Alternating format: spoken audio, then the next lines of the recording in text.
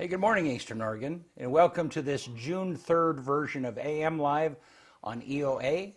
This is your connection to Eastern Oregon. We are glad that you are here this morning.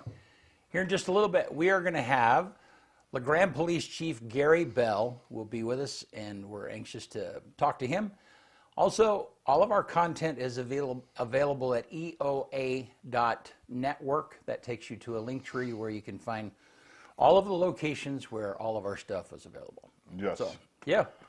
How are you, man? Second Monday.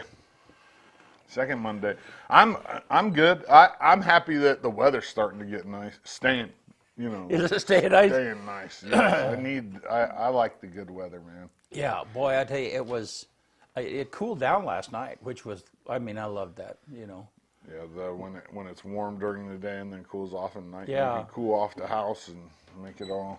Yeah, Benny and I did a big shoot out at Hot Lake last night.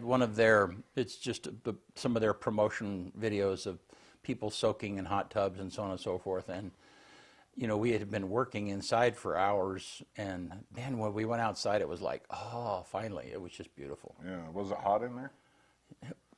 Well, it was. We were on it didn't need to be, it wasn't I'm that weird bad. like that. I don't like it hot inside, but outside, I like it hot. Okay. But I want to be able to, be Yeah.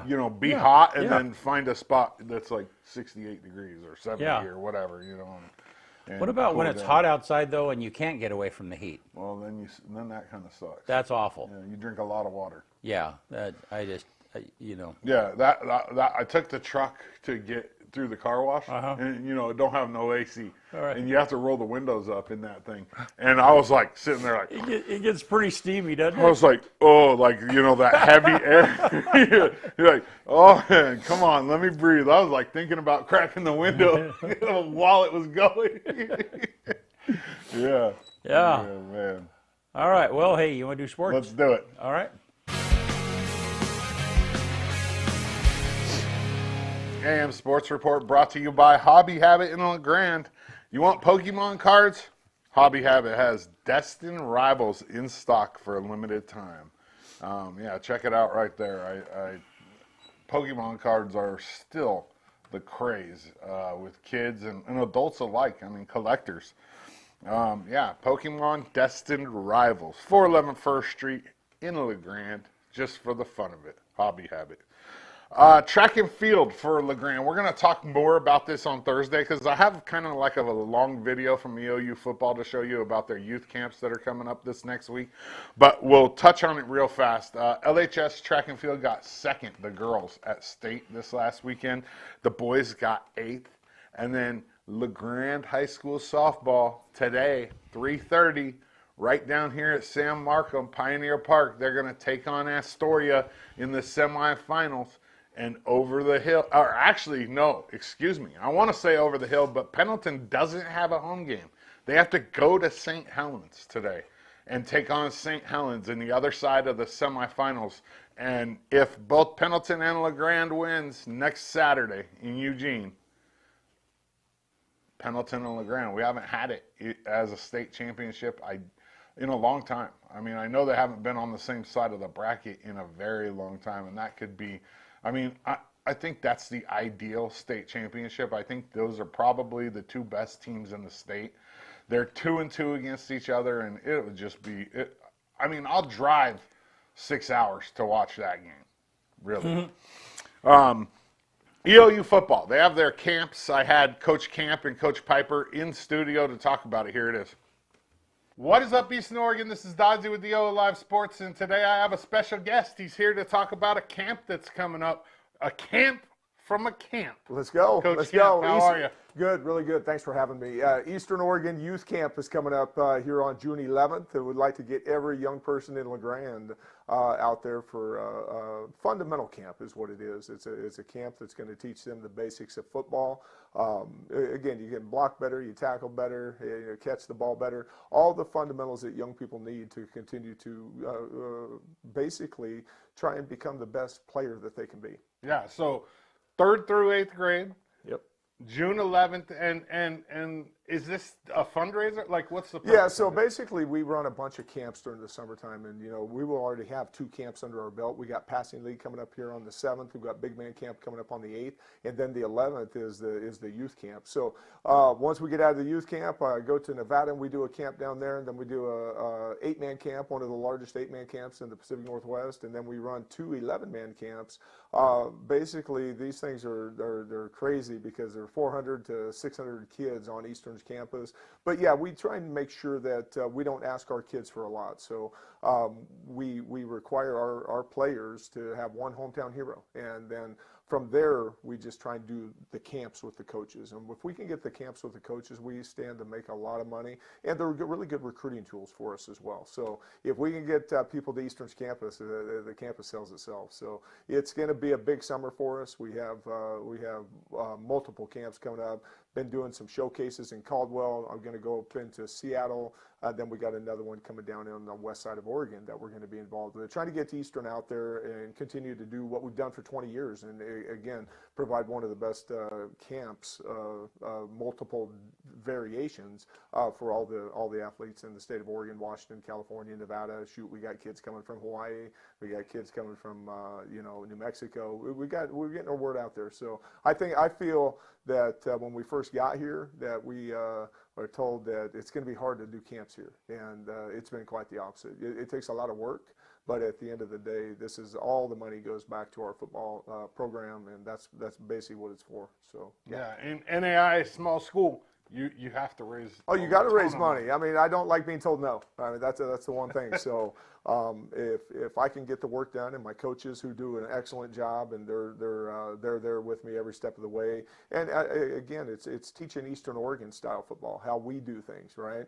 We have so many players that want to be coaches in certain times of their life, right? Yeah. I think that the best way to do it is to be able to go out there and coach young people. And I even have my coaches do this and really try and figure out some other drills that we can try out on other people, right, to see if we want to use those within our football program. So I think it's a win-win for everybody, you know, giving some of our young coaches a chance to go out and coach, youth all the way up through high school, is one of the best things you can do as a coach, based on the fact that the voice that they're learning, and to be able to coach and teach and continue to see how much of an impact that they have on young kids.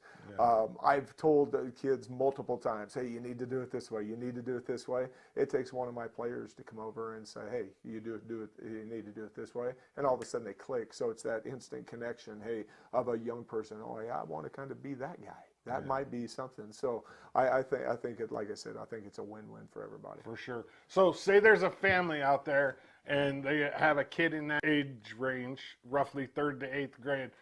What do they need to do to get signed up? Well, we got to get signed up fast. I mean, give Coach Piper a call. We have, and he's going to be coming on the show. Shoot me an email, tcamp@eou.edu. We'll get you signed up. And one of the big things is, and for this community, I'm not in it so much for the money.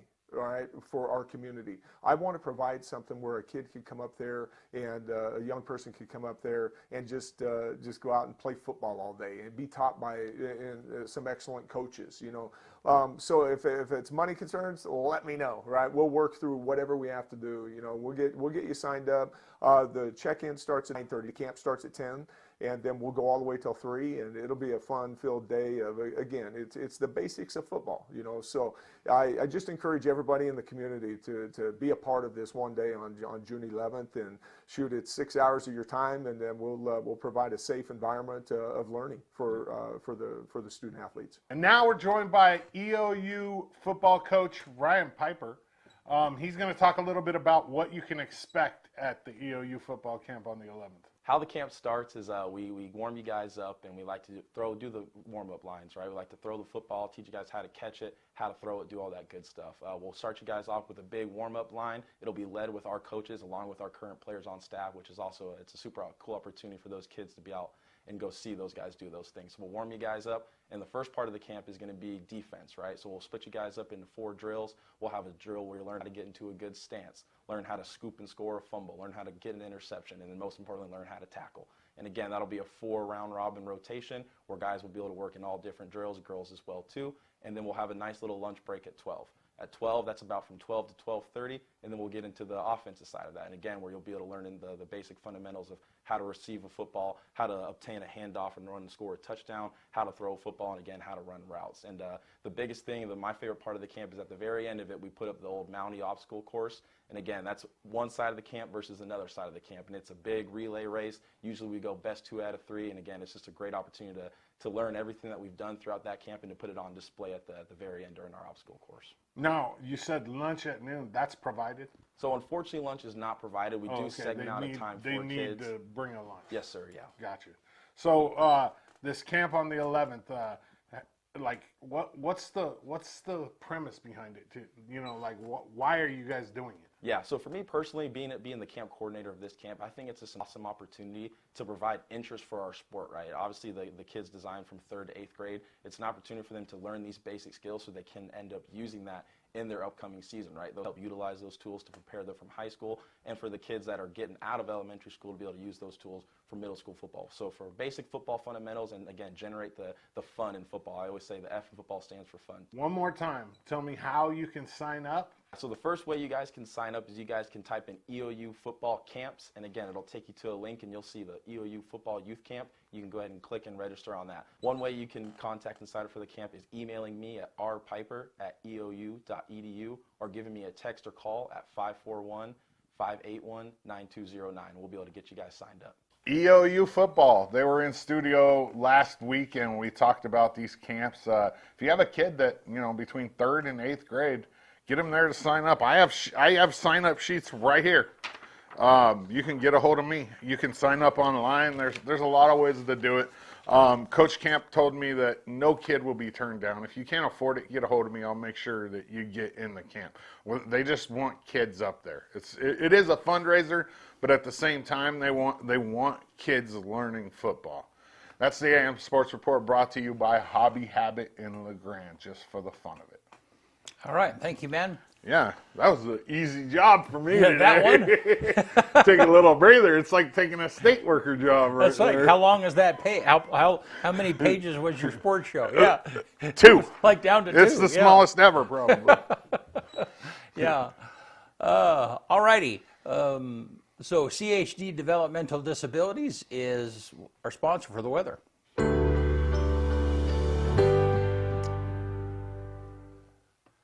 All right.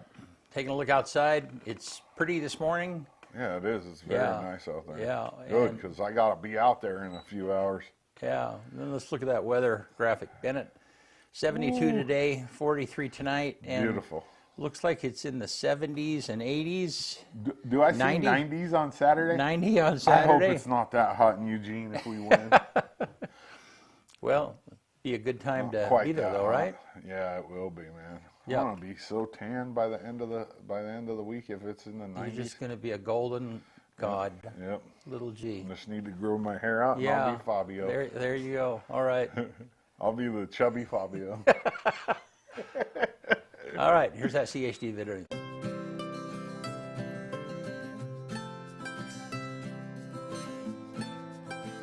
So, Christopher, we're having another conversation about CHD reporting of vulnerable adults that might be facing abuse. How do we make that report? The best way is through the telephone system, and there is the SAFE line, which is 855-503-SAFE, and that is for people under the age of 18 or with aging or with a physical disability. And for those with an intellectual developmental disability or who are receiving mental health services, that's my desk line at 541-962-8889. Who should report this kind of information? So anyone that sees or suspects abuse, neglect, or financial exploitation should call. But the Oregon state laws require some occupations, such as social workers, doctors, law enforcement, anyone that pretty much works with the public. What kind of information do I need to have available to make a report? So any information is good information, but names, locations, contact information, those are all great, either of the suspected abuser or the victim. Hey, thank you, Christopher. Thank you. Appreciate the time. And we'll be having more of these conversations. Sounds good.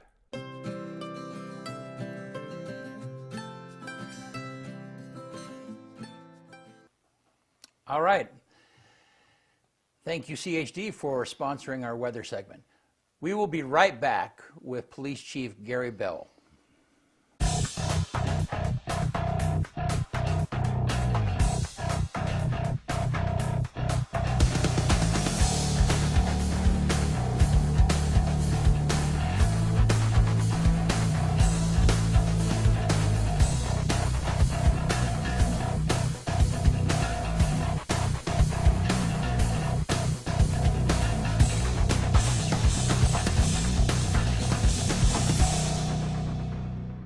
Eastern Oregon is full of interesting people, with interesting minds and interesting things to say.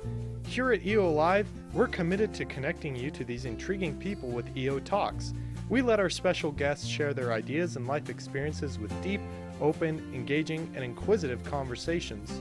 You'll also be informed in depth on some of the most recent and relevant events, issues, and more. EO Talks on EO Live, your connection to Eastern Oregon, now on Roku. In the Chicago area, that there's like 18 tribes there. All right. We're back. Good morning. Hey, how are you, man? I'm doing well. Thank Morning. you. Morning. Good. Morning. We've known each other so long. It's like chief, police chief. Yeah. So I answer to lots of things. you, honestly. yeah, it's yeah. like, yeah, Yeah, I've been called a lot of Don't things. get me started. My mom's been called a lot of things. that's right. And I mean, some of the things I may have deserved, my mother never deserved. Yeah. Well, and you know how that is when your mom has a certain tone. It doesn't matter how old you are or where you are at in life. It's like, yeah. Yeah. What I was thinking though is, over the span of my career, I mean, I've had a lot of people call me different things during the course of my job. Right, yeah. And I joke that they've even called my mom things. Yeah. She didn't deserve it. I may have. I don't know. Sometimes maybe. Yeah. Well, hey, glad you're with us, man. Yeah, glad to be here. Yeah. Thanks. How you been? Doing good. Yeah. Good. Cruising. Yeah. You guys mentioned the nice weather earlier, and we've been enjoying that too. Yeah. It's just spring, consistently nice weather. Although I'm a little over the wind. That's kind of. I mean, it gets warm and it's beautiful, but the wind is. And I've been doing some drone work out in the industrial park, the business park, and it blows out there all the time. I mean, I don't have a windmill or anything, so Yeah. there's no value for me in the wind. I like a nice breeze. Yeah. That's kind of nice, but All right. Well, hey, so before we get going, let's just talk a little bit about what's going on between the police department or city of LeGrand and the sheriff's department. And we don't, we're not going to dive into that. Sure. You've written. Robert Strope wrote a very good response, thorough response to the city's position. And Right. do you want to add anything to that, or just kind of affirm that, whatever? Well, I mean, I think that it stands on its own. Yeah. I mean, you guys know in both our formal and informal conversations, I'm a fact-based person, and the facts are what they are.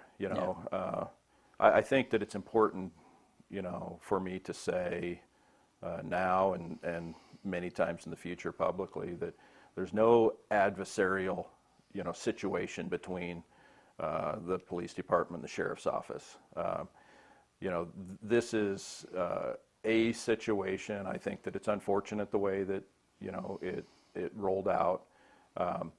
But look, the way that I perceive and lead the police department is that we got a lot of things going on at any given time. Right.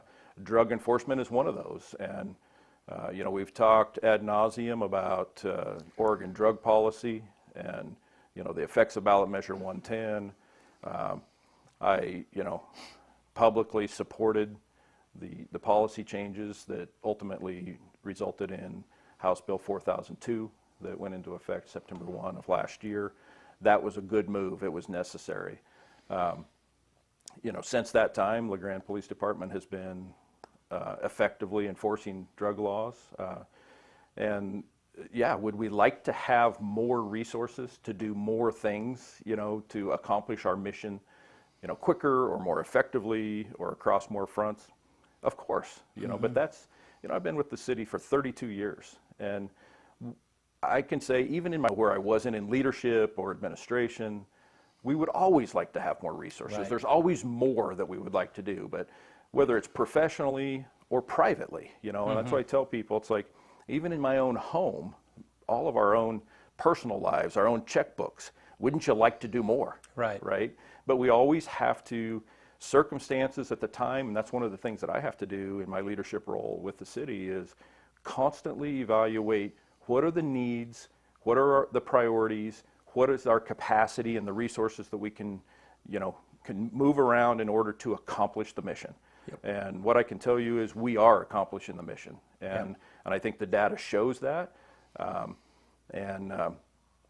have to say, because I know that oftentimes people might not be aware because you're behind the camera, but I'm there at a lot of city level discussions involving city council, budget committee, budget hearings, staff meetings, and I can tell you that decisions about finances in the city, I have never seen them taken lightly, and there's lots of wrestling about what can we do with the capacity that we have. And public safety, both police and fire, EMS, always important. I mean, we have to have public safety, and I support that, and I agree that I champion that.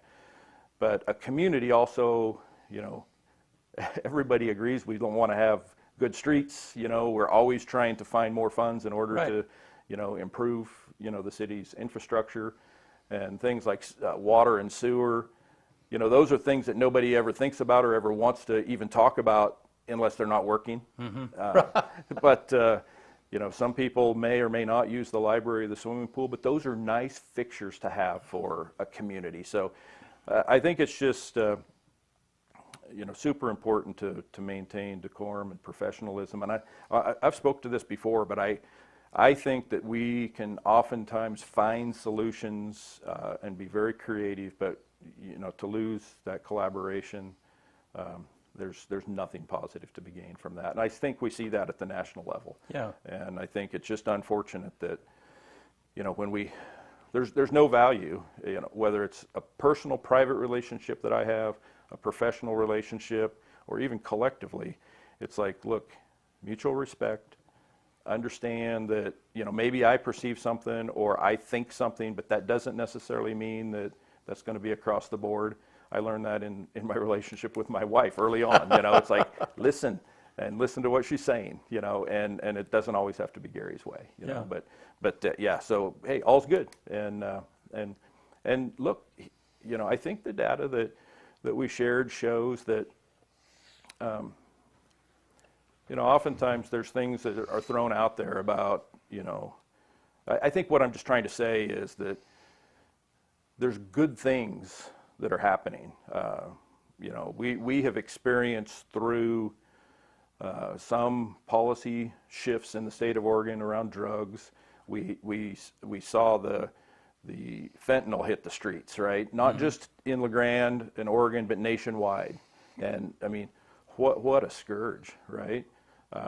Overdoses, just shot through the roof, in ways that I don't think any of us ever would have anticipated.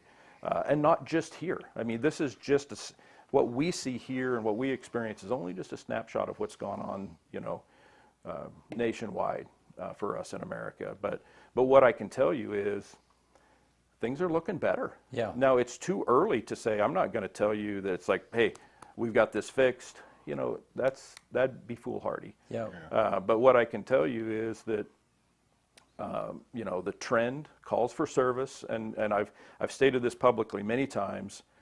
The data that I have is calls for service related, just that comes into the 911 center and for La Grande PD. So I can't tell you about, hey, people that have experienced overdose that present at the emergency department or don't report at all. Right. But I do think, we collect that data year over year, and so it gives you an example of what's happening, right? Yeah, the trend. Yeah, exactly. And so what I can tell you is that calendar year 2024, they were down.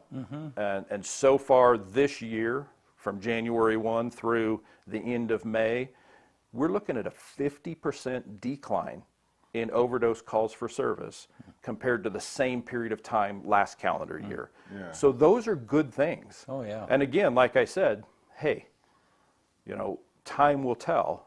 But, some people, I talk to, it's like, well, what's making that happen? Again, I'm not going to point to any one thing. There's a lot of things that have happened. There's been a lot of opportunity and effort towards education. There's been a lot of harm reduction efforts, like the people are aware you heard Narcan or naloxone. Yeah. And let's get real. People that are using, and I would never endorse it or suggest that people should do this, but people that are using these drugs, they've figured it out. They're dying.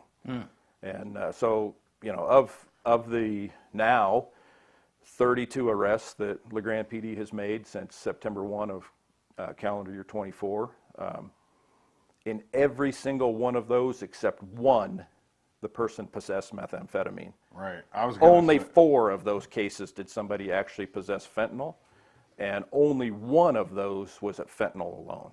So fentanyl, now, to be fair, there's still some fentanyl being laced in some of the other drugs. Right. But, it seems horrible to say, because meth is poison. I mean, it's absolutely horrible, but, it's hard for me to even let the words roll over my tongue, but it's better than using fentanyl. Yeah. For sure.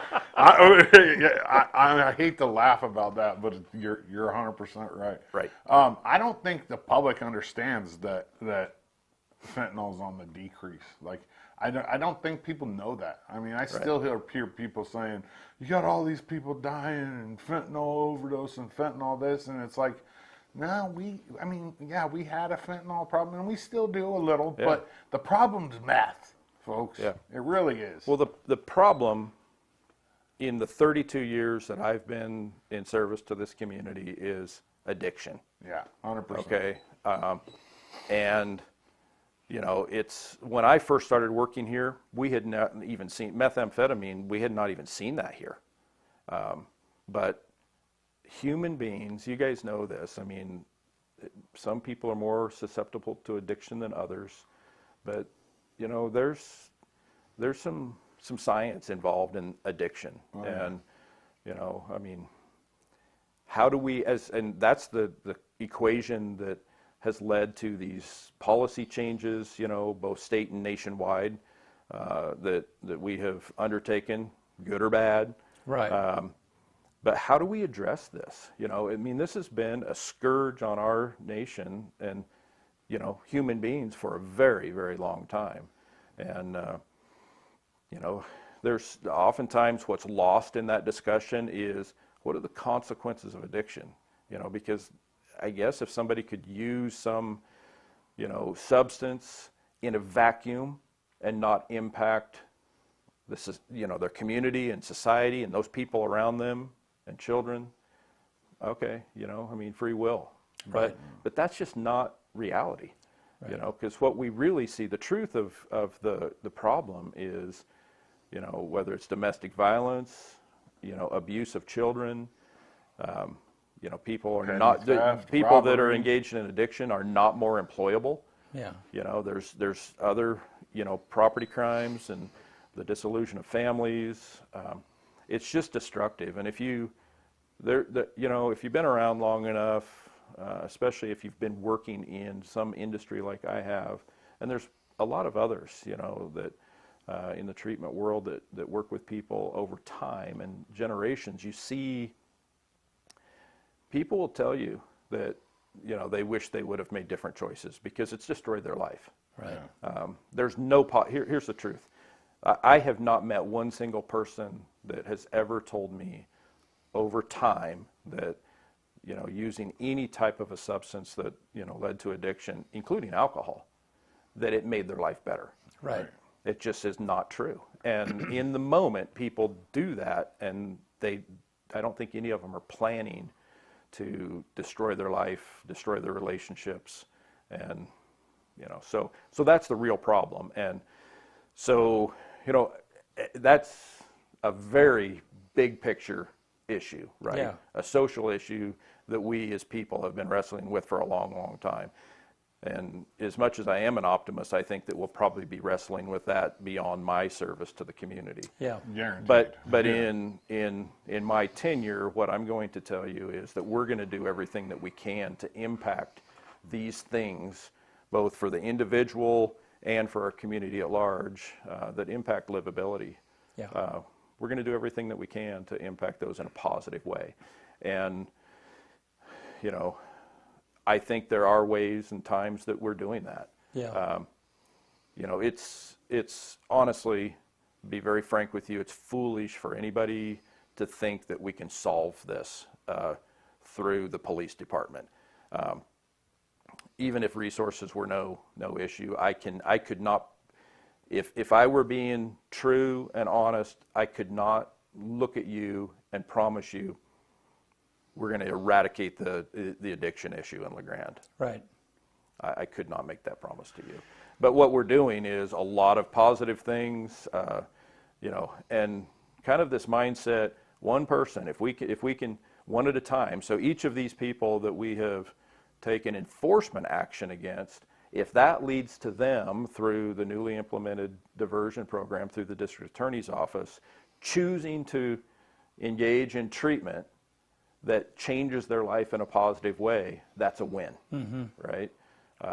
So we're going to keep up the pressure. But at the same time, like I started this with, we have, it's like a lot of organizations or us in our individual lives, we're juggling a lot of balls, and there's a lot of balls in the air at any one given time, so, and that is a big part of my job, okay, in terms of leading the police department, is the resources that we have, how do we deploy those in order to accomplish the mission? And the mission hasn't changed at the police department for decades. Yeah. And because it's clear, protect life and property, right? Yeah. And where we can, enhance livability within the community. Yeah. And all of those things, if we focused all of our efforts and used all of our resources on any one particular issue, we might be leaving a lot of other things unaddressed. But things, there's some positive movement, and so yeah. Good. So you and I were talking a little bit offline yesterday about the different partners that you work with. Yeah.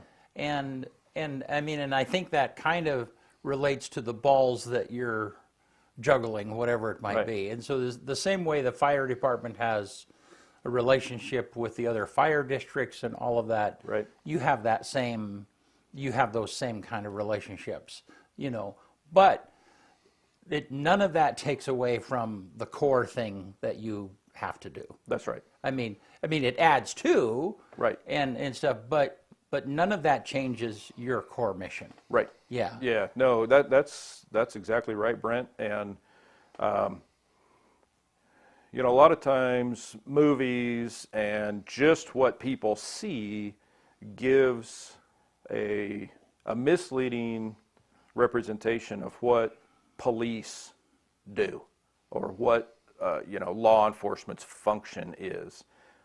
Without any doubt, foundationally, we enforce laws, right? And so, and we are a nation and a community of laws. And without those, we would have anarchy. Right. Chaos, yep. And so we are the guardians of those body of laws and enforce those.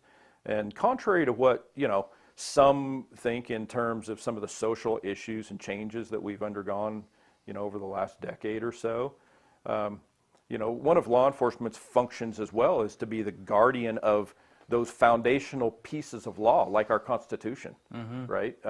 Because it's like we you're not going to find people that are more interested in the protection of your constitutional rights than a police officer, albeit oftentimes what you hear in headlines or something is that the police are violating your constitutional rights. We're not okay with that. I mean, we're looking to protect your constitutional rights. Right. But you're exactly right. So enforcement is foundationally, a function that is necessary, and that's, a police function. But a lot of times, and I'm going to date myself here, some of your viewers will appreciate this, but you used to go to the phone book. Some of your viewers like, what is that? Right, yeah, right. But there would be a phone number, and that still exists. You just look it up online for a lot of different functions, right? If you need information about, the city water, there's a department you call about water, or if you, have a garbage issue, there's a phone number you call and you talk to people, they specialize in garbage. What happens with law enforcement oftentimes is when there is a community issue, a social issue, it's like, who do we call about this? The police gets that call, right? And here's the truth is police officers don't have all of the answers. Police officers don't have all of the tools to pop out of their, Right. Yeah, their toolbox, so to speak, just to fix some of these social issues. So the mechanism that we use and we train and has been very effective for a long time is to build collaboration and partnerships with a lot of different, both professional and private organizations, whether it's CPS, CHD, and not just acronym organizations, but relationships with Grand Ronde Hospital, relationships with our schools and the school officials. Because when we're dealing with these issues, oftentimes what we're doing is resourcing. So, a family or somebody is having an issue, a police officer shows up at their home, they listen to what's going on, and the overwhelming majority of the time, police contact does not result, in somebody being arrested, all right?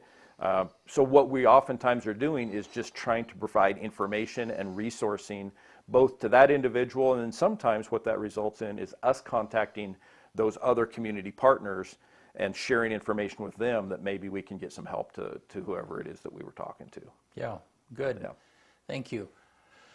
And then I want to go back just a little bit to budgeting. Sure. Because this is kind of interesting, because, a lot of corporations or mills or whatever it might be, they will have safety first as their, and understanding truth. I mean, if you have a mill or a manufacturing company, they don't want accidents on the job. But on the same hand, it's really not safety first. I mean, they say it's safety first, but they still have to produce a product. I mean, if you take safety to the extreme, you wouldn't cross the street because you wouldn't take that risk to do so. And the city, any city is in that same place. You could pour all of the funding into fire department and police department and have crappy roads or whatever, and shortfall stuff. Now, yeah, the roads is a different topic, but is a hot topic, and I understand why that is. Sure. But the point is, though, is there's always a balance. Right. And you are facing, I mean, and I'm fortunate enough to see that. I see that, I mean, because I've been at the city council meetings. Somebody called me not too long ago, the most uninformed non-city council member, because I've been there a long time and watched all of those things. But I watched that struggle. And so then every year the city council, through the budget process, I mean, they're balancing police, fire, public works, park department, library. I mean, all of those different things, go ahead and talk to that more, because that's what you were saying. No, I think you capture it pretty well, Brent. And, let me preface anything that I'm about to say by suggesting that I do not speak on behalf of the city council. Right. I most certainly cannot speak on behalf of the budget committee, which half of those members are the city council members. But, here's the thing. I've been involved both as a community member, as an adult. I'm not a young man anymore. I've been around. I know a thing or two about a thing or two, right? the city has invested a lot in me as well, and I take, my responsibility to the community very serious, and I pay attention. Yeah. And what you stated about the balance, that is, and again, I hate to go back to that analogy, but it's very similar. I mean, you're talking about, for most of us anyway, it's bigger pots of money, it's bigger numbers, more zeros, but it's not a whole lot unlike your personal finances. Right. Yep. And from year to year, month to month, or year to year, in this case, the city budgets on fiscal years. It's the reason we do that every single year is because priorities and needs are ever evolving, right? Mm-hmm. We can't just, 20 years ago establish like this is the budget formula for the city of LeGrand. We don't ever have to talk about this again because this is the percentages that will all. No, it changes based upon what are the needs, the priorities, what has happened, what is going on, and right. And you're exactly right. It's like, it would be great for me, right, in my role as the police chief. It's like, hey, Gary, we're going to give you, all of the general fund dollars, for policing in LeGrand for a moment. But as a community member, that's not healthy. That's not right. Because here's the thing. We might have the best, most robust public safety capacity in the city, but what else do we have, right? Right.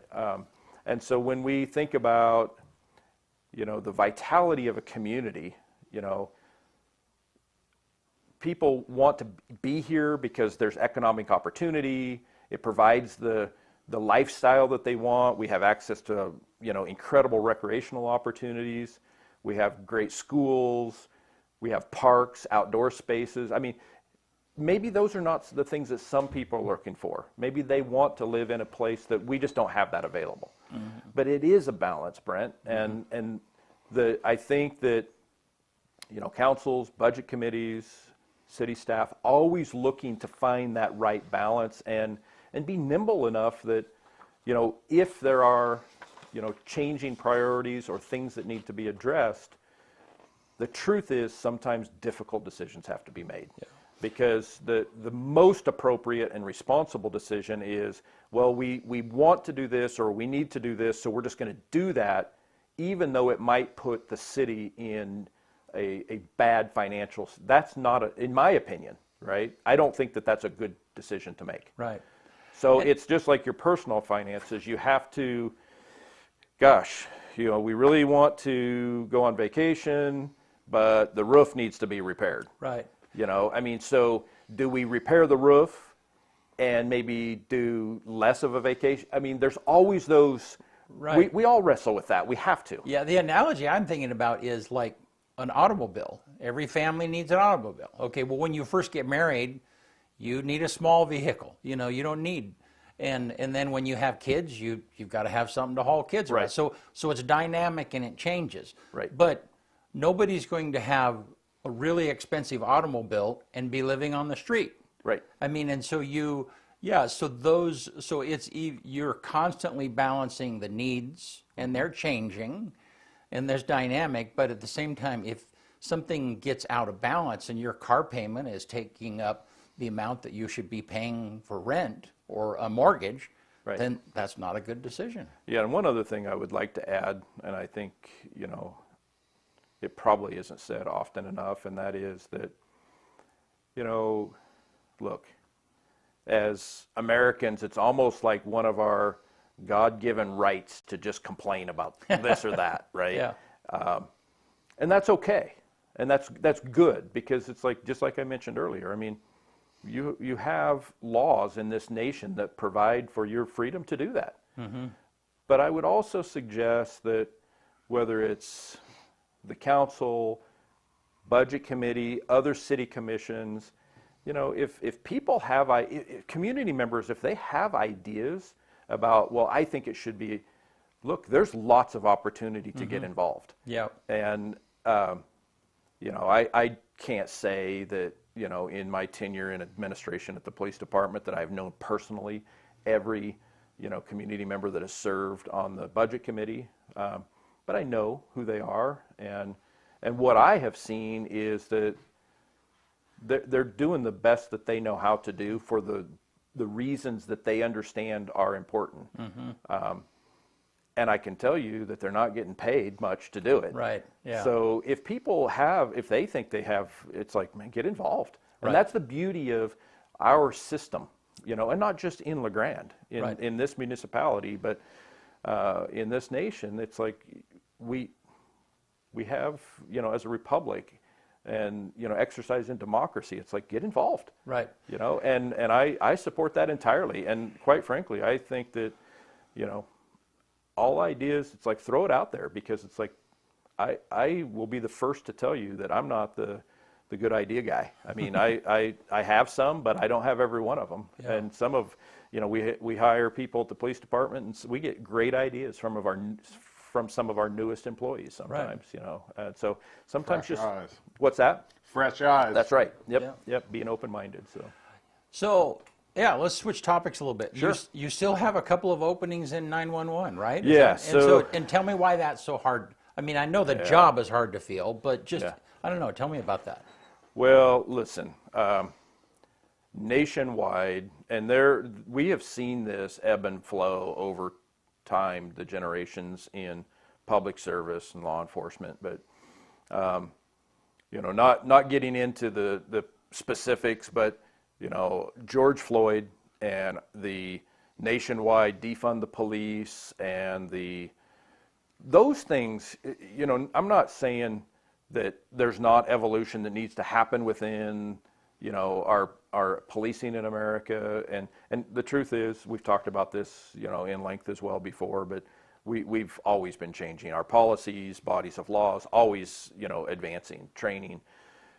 But any time that you have that, when you have young people that see all this hate, if you will, that's directed towards public servants and law enforcement and police officers, it doesn't really help in terms of generating in the mind of young people that I want to go into that line of work.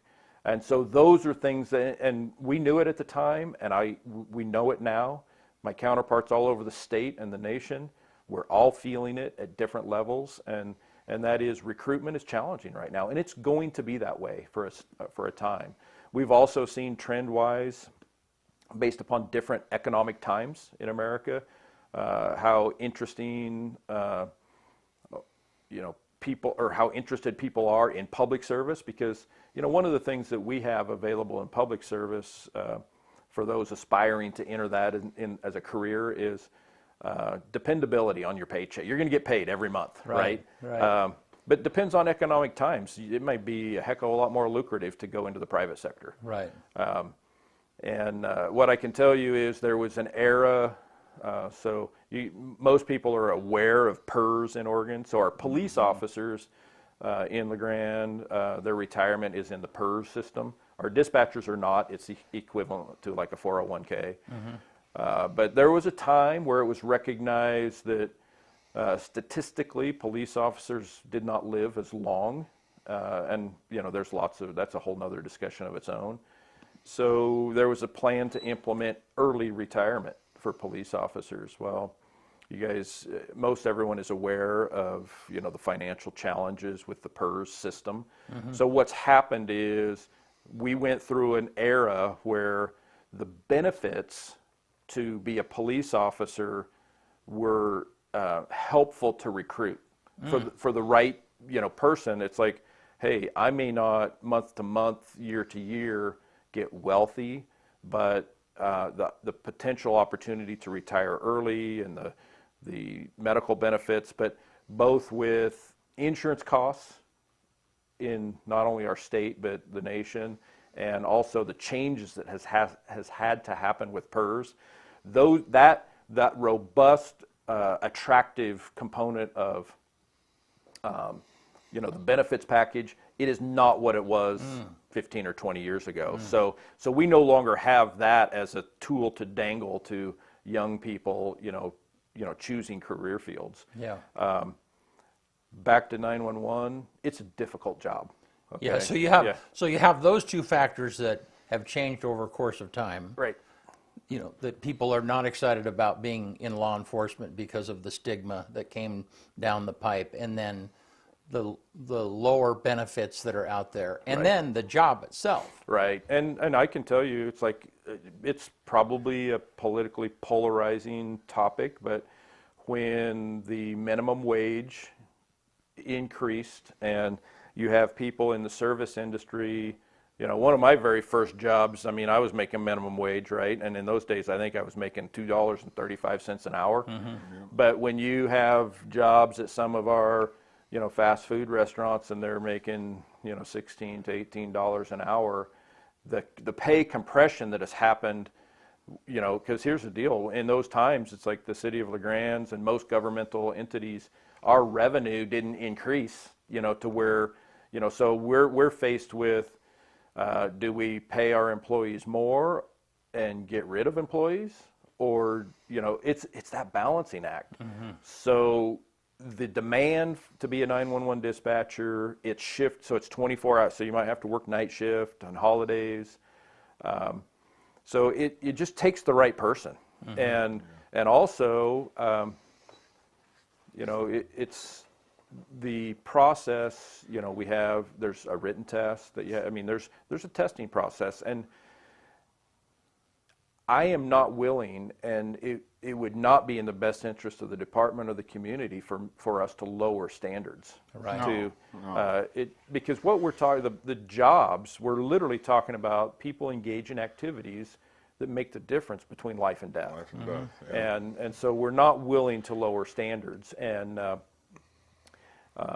you know, the truth is you know, over the last 10 to 15 years, we have retired a whole bunch of people. Right. And, you know, that's hard to replace. Mm-hmm. And so we are kind of like in a rebuilding, you know, phase, and it's just going to take time. But last year we were able to, using some 911 funds and things like that, we added 2 positions. Mm-hmm. So where we're at right now today in the 911 center, we are at full staffing from a year ago, right? Our authorized staffing.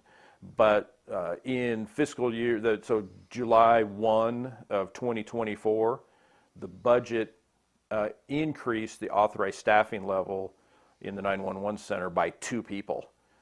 And it was long overdue. I mean, we hadn't had any staffing authorization number changes in there like 20 plus years. But to get back to those, you know, to add those positions, it's just challenging. Yeah. But you know, I know, hey, I'm not paying for an advertisement, but we're testing on the 10th of June. It's not too late to get your application in to be a 911 dispatcher. No. We're running out of time, and I got a question coming in.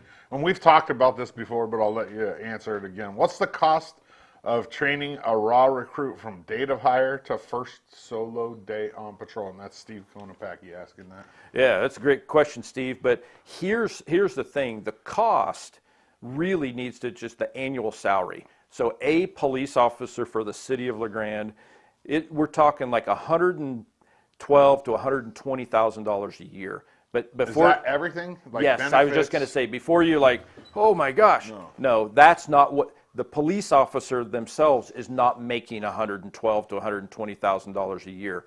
That's what we call, that's the full cost with all roll-ups, all overhead. So their retirement that the city has to pay, the medical benefits, and some people don't realize fees. Medical, I mean, insurance is, and it's tiered. So like if there's variability in that, because if that person, and we have no idea, and I mean, we can't just hire people that are single, but if they're single, the medical insurance, you know, is one price. Yeah. If it's them and a significant other, if they're in a family, it's even more, but it adds a lot to that.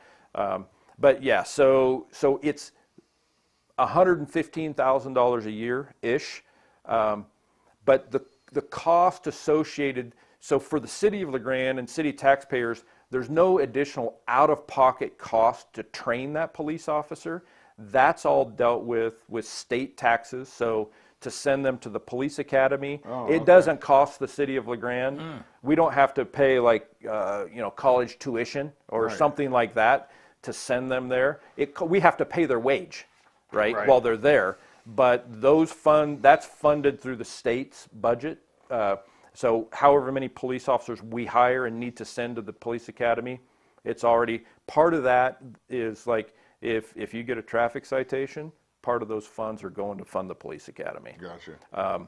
But there are other costs, but not additional to our budget. But there's costs in terms of, we have to have somebody else with that person to do the in-house training. Right. But it's there's not any additional overhead costs just to pay for that training. So 115,000. Do you offer a bonus for lateral transfer to help offset training expenses?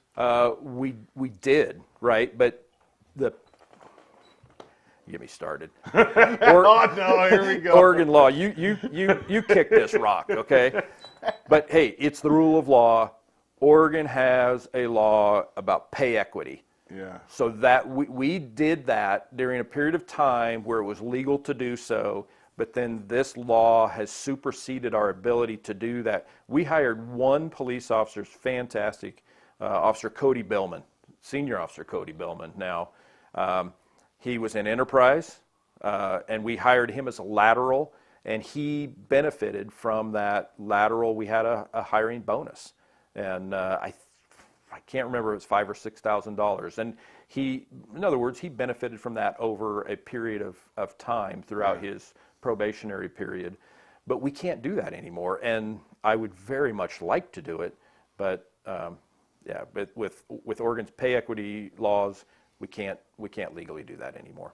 So we're constantly scratching our head about, hey, what can we do to incentivize? And one of the things I can tell you, we have two officers, both wonderful officers doing really good things. They're excited and interested, and basically what we're going to do is basically create a recruitment team. So we're going to, as we have opportunity, within our resources, we're going to send them to some of our regional, because I know where most of our applicants are coming from. I know where most of the hires that we've hired are coming from. But we want to get our folks out in those places when they, job fairs and things like that, so that they can, fly the flag and try to generate interest in, hey, why don't you come to LeGrand? It's a great place to live, even good place to work. That's right. Yep. Well, Gary, thank you so much. Yeah, you're very welcome. Yeah. Steve says keep fighting the good fight. Yeah. Yep. Yeah. Always. It's always a pleasure to talk to you, and appreciate the work you're doing. Yeah, thank you. Appreciate the work that the officers are out there doing. Yeah, it really, all the credit goes to those men and women, that 24 hours a day. Well, they're up and there, the 911 we just- operators, Yep. I mean, sometimes, there are people that call, and if you're calling 911 for a legitimate 911 reason, right, then that's the first voice. Did you guys see we just graduated 2 of our new dispatchers from the Telecommunications Academy? Oh no! Super excited to have them back. Yeah, wonderful young people. But lucky to have them. Yeah. All right. Well, thank you, man. You're very Appreciate welcome. it. You want to get us out of here? Yeah, while you're here, shout out to Lieutenant Hayes. I had a question the other day, and he handled it very professionally and got me. It was very good. It was good. On this day, June 3rd, 1871, Jesse James and his gang robs Obacock Bank in Cordion, Iowa, of $15,000. 1871, $15,000 was like we're robbing millions today. 1946, on this day, the first bikini bathing suit is displayed in Paris, France. 1949, Dragnet is first broadcasted on the radio, KFI in Los Angeles. 1965, the first U.S. spacewalk made by NASA astronaut Ed White during the Gemini 4 mission. It was 23 minutes long. And then finally, 2019, on this day, Jay-Z is named the world's first billionaire rapper by Forbes magazine. Billion. I can't even imagine what that would be like, $1 billion. On this day, the #1 song in America in 1995, Bryan Adams, Have You Ever Really Loved a Woman? And the quote of the day comes from Jason Versey, if you can't change your scenery, change the way you see. One more time. If you can't change your scenery, change the way you see. All right. Hey, Hey, thank you, Gary, for being here. Appreciate My you. pleasure. Yep. Yeah. Thanks, guys. Yep. Thursday, Nick Vora will be right here with us. Yep. Union County Emergency Manager. Yep. See you soon.